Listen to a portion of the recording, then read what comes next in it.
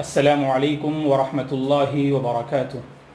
الحمد للہ رب العالمین والعاقبۃ للمتقین والصلاة والسلام علی رسولہ الامین وعلی آلہ وصحبہ اجمعین ومن تبعہ بإحسان الی یوم الدین، اما بعد۔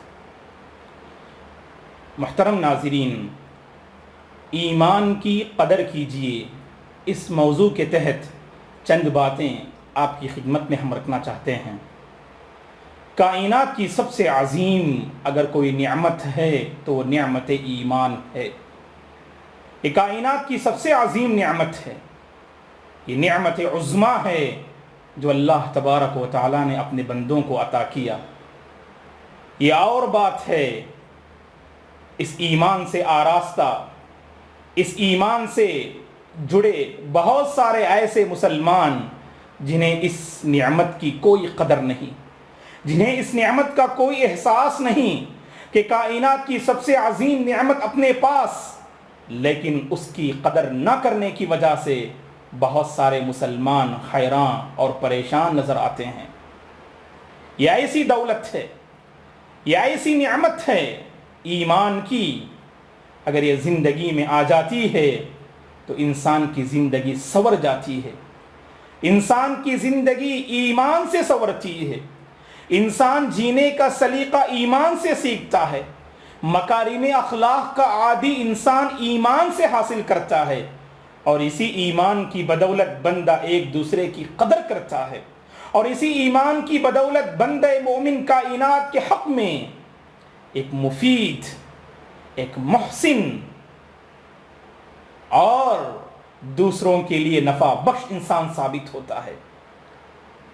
اس ایمان کی قدر اگر ہم جاننا چاہتے ہیں تو صحابہ اکرام رضوان اللہ علیہم اجمعین کی زندگی کو پڑھ کر دیکھیں کہ صحابہ اکرام رضوان اللہ علیہم اجمعین کی زندگی ایمان قبول کرنے سے پہلے کیا تھی اور کیسے تھی ان کی زندگی۔ مکارم اخلاق سے ان کا کوئی رشتہ نہیں تھا، بلکہ انسانیت سے عاری تھے، بہت ساری برائیاں ان کی زندگی میں پائی جاتی تھی، اخلاقی گراوٹوں میں مبتلا تھے، لیکن جب اللہ تبارک و تعالیٰ نے پیارے حبیب صلی اللہ علیہ وسلم کے ذریعے سے صحابہ کرام رضوان اللہ علیہم اجمعین کے دلوں میں ایمان کو پیوست کیا، تو یہی وہ صحابہ جو ایک دوسرے کے خون کے پیاسے تھے، اسی ایمان کی بدولت ایک دوسرے کے لیے اپنی جان نچھاور کرنے کے لیے تیار ہو گئے۔ انسانیت کو انہوں نے انسانیت کا سبق پڑھایا، اور جہاں بھی گئے لوگوں کے دلوں کو انہوں نے فتح کیا۔ یہ کس کی بدولت دوستو؟ یہی ایمان کی بدولت۔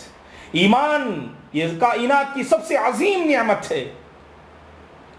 دیکھیے ایمان جب دل میں پیوست ہو جاتا ہے تو انسان کی زندگی میں کس قدر حیرت انگیز انقلاب بپا کرتا ہے۔ یہ صہیب رومی رضی اللہ تعالی عنہ ہیں، جب آتے ہیں روم سے تو غلام بنا کر لائے جاتے ہیں اور مکے کے بازار میں انہیں بیچا جاتا ہے۔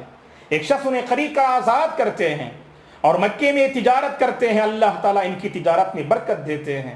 جب آئے تھے صہیب رضی اللہ عنہ روم سے مکہ تو خالی ہاتھ آئے تھے، جب انہوں نے تجارت کرنا شروع کی تو اللہ تعالیٰ نے ان کی تجارت میں خوب برکت دی، صہیب رضی اللہ تعالیٰ عنہ کی تجارت میں، اور اسلام اور ایمان سے آراستہ ہوتے ہیں اور اللہ کے نبی کے ہاتھوں یہ ایمان قبول کرتے ہیں۔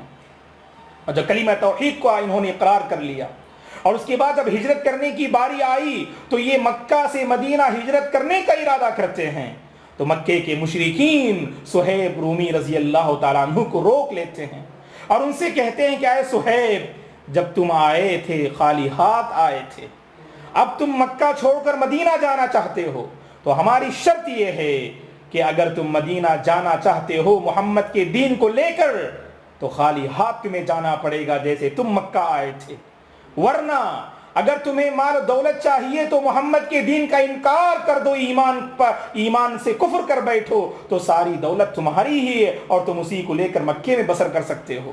یہ صحابہ کب اپنے ایمان کا سودا کرنے والے تھے؟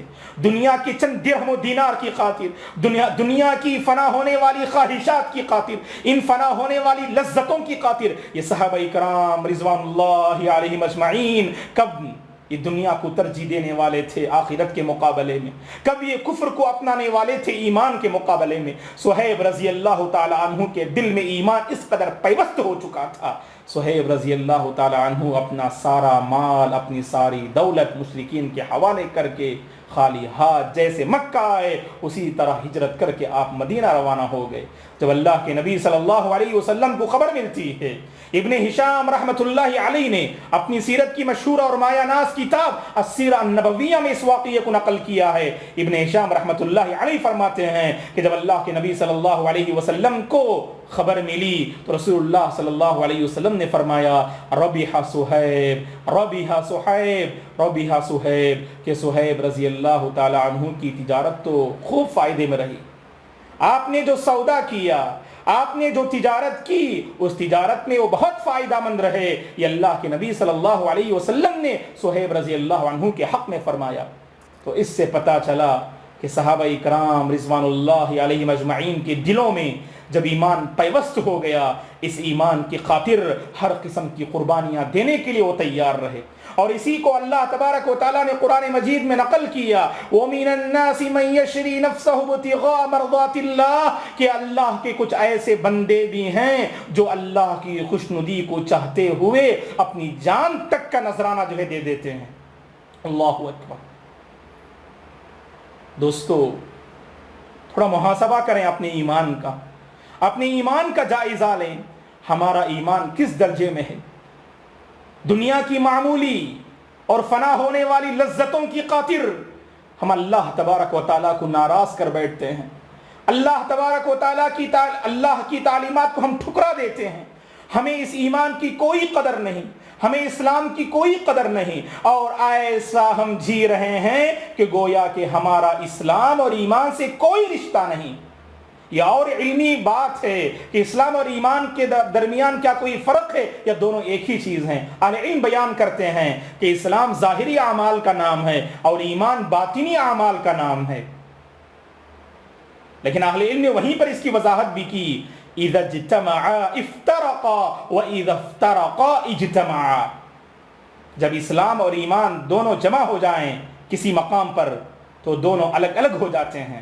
اسلام ظاہری اعمال کا نام ہے اور ایمان باطنی اعمال کا نام ہے، اور جب یہ دونوں الگ الگ ہو جائیں، اسلام کسی ایک مقام پر ذکر کیا جائے، ایمان کسی ایک مقام پر ذکر کیا جائے، جب ایمان کو الگ ذکر کیا جائے، اسلام کو الگ ذکر کیا جائے تو اسلام کے اندر ظاہری اور باطنی سارے اعمال آ جاتے ہیں، تو وہیں پر ایمان کے اندر بھی ظاہری اور باطنی سارے اعمال آ جاتے ہیں۔ تو اس ایمان کی ہمیں قدر کرنے کی ضرورت ہے، حقیقی مومن بن کر زندگی بسر کرنے کی ضرورت ہے، ہماری زندگی مومنانہ زندگی ہو اور ہماری زندگی متقیانہ زندگی ہو۔ اور یہ زندگی جانتے کب پیدا ہوتی ہے؟ جب ایمان ہمارے دل میں پیوست ہو جائے، اور اس ایمان کی خاطر ہم مال کی قربانی دینے والے بن جائیں، خواہشات کی قربانی دینے والے بن جائیں، لذتوں کو قربان کرنے والے بن جائیں، آخرت کے طلبگار ہم بن جائیں، دنیا دار نہ بنیں اور دنیا کے ہم طلبگار نہ بنیں۔ یہ اسی وقت ممکن ہے دوستو جب دل میں ایمان راسخ ہو جائے۔ حسن بصری رحمت اللہ علیہ فرماتے ہیں لیس الایمان بالتمنی ولا بالتشہی، ایمان خواہشات اور آرزو کا نام نہیں ہے کہ بندہ آرزو کرنے لگے کہ مجھے جنت مل جائے، بندہ آرزو کرنے لگے کہ مجھے اللہ کی خوشنودی نصیب ہو جائے، بندہ آرزو کرنے لگے کہ میرا نامہ اعمال دائیں ہاتھ میں دے دیا جائے۔ یہ صرف خواہش اور آرزو کرنے کا نام ایمان نہیں ہے، بلکہ ایمان کسے کہتے ہیں؟ وَلَكِنَّ الْإِيمَانِ مَا وَقَرَ فِي الْقَلْبِ وَصَدَّقَهُ الْعَمَلِ، ایمان دل میں پیوست ہونے کا نام ہے اور عمل سے اس کی تصدیق ہونی چاہیے۔ قول باللسانی وتصدیق بالجنانی وعمل بالارکانی، یہ ایمان کی تعریف اہل علم کرتے ہیں، زبان سے اقرار کرنا، دل سے تصدیق کرنا، اور اپنے اعضاء جوارح یعنی جو جسم کے جو اعضاء ہیں ان اعضاء کے ذریعے سے یہ ثابت کرنا کہ ہم حقیقی مسلمان اور مومن ہیں۔ اور ہماری عملی زندگی گواہی دے گی دوستو، ہماری عملی زندگی گواہی دے گی کہ ہم ایمان کی قدر کرتے ہیں یا ایمان کی ناقدری کرتے ہیں۔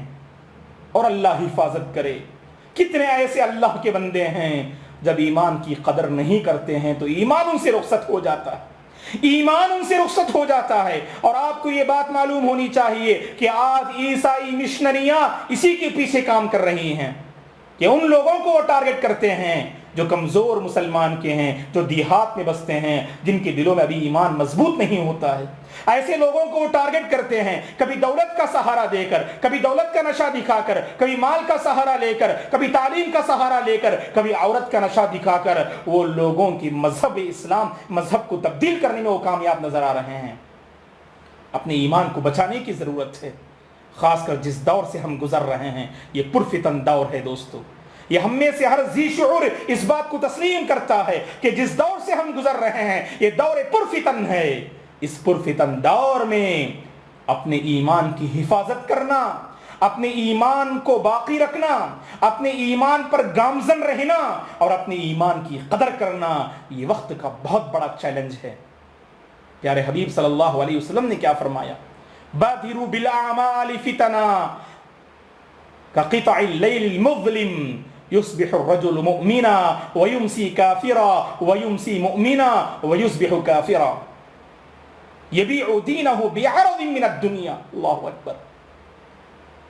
فتنوں کے آنے سے پہلے کالی رات کے ٹکڑیوں کی مانند فتنوں کے آنے سے پہلے نیک اعمال میں جلدی کیا کرو۔ آدمی صبح مومن ہوگا تو شام میں کافر ہو جائے گا، اور شام میں مومن ہوگا تو صبح میں کافر ہو جائے گا، اور بندہ اپنے دین کا سودا کر بیٹھے گا دنیا کے چند درہم و دینار کی خاطر، دنیا کے چند سکوں کی خاطر بندہ اپنے ایمان کو بیچ دے گا۔ تو اسی لیے دوستو ایمان کی قدر کرنے کی ضرورت ہے۔ کائنات کی سب سے عظیم نعمت یہ ایمان ہے۔ اس ایمان کو بچائیں، ایمان کو بڑھانے کی کوشش کریں، کیونکہ ہمارا عقیدہ ہے ایمان بڑھتا بھی ہے اور گھٹتا بھی ہے۔ الایمان یزید بالطاعات وینقص بالمعاصی، جیسا کہ اہل علم کہتے ہیں ایمان بھلائی کرنے، نیکی کے اعمال انجام دینے سے ایمان میں اضافہ ہوتا ہے، قرآن مجید کی تلاوت سے ایمان میں اضافہ ہوتا ہے، وہیں پر گناہوں سے، معصیت سے، نافرمانی سے ایمان میں کمی آتی ہے۔ ایمان کو بڑھانے کی کوشش کریں، ایمان کی حفاظت کریں، ایمان کی قدر کریں۔ دعا ہے کہ اللہ تبارک و تعالی ہم میں سے ہر ایک کو ایمان کی قدر کرنے کی توفیق عطا فرمائے۔ آمین۔ جزاکم اللہ خیرا، والسلام علیکم ورحمۃ اللہ وبرکاتہ۔